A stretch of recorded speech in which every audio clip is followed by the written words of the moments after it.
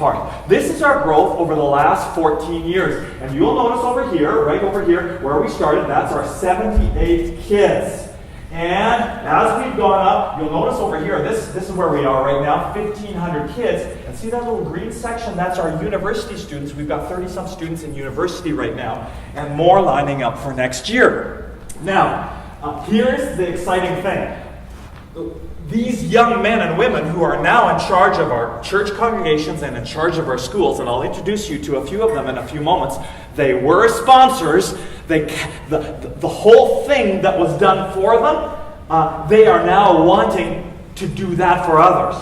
And if we look at this growth curve and we project ahead, and this is just kind of all things being equal, can I tell you something? I don't think all things are going to be equal.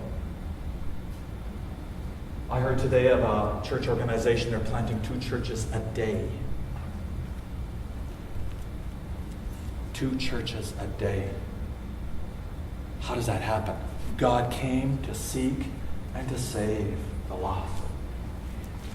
What this tells us is, and our leadership team has been looking at this, they're all Guatemalans except my wife and I and my daughter. This tells us that we're going to grow as much in the next 5 years as we have in the last 14. And I think that's being conservative. And we need your help. And if you haven't sponsored a child, or if you would like to, or if you would like to sponsor another one, I'm going to invite you to see Sandra and Dawn at where is it, over here, the back. And if you're from Stony Plain Alliance, and there's quite a few of you here, you're welcome to take this envelope. You're welcome to take this envelope with you, but I want you to put this envelope into your back pocket someplace and not to look at it until the Lord has spoken to you. And the rest of you can just doze off for a minute now. If you're not Stony Plain, this is your chance to just kind of go to sleep on me.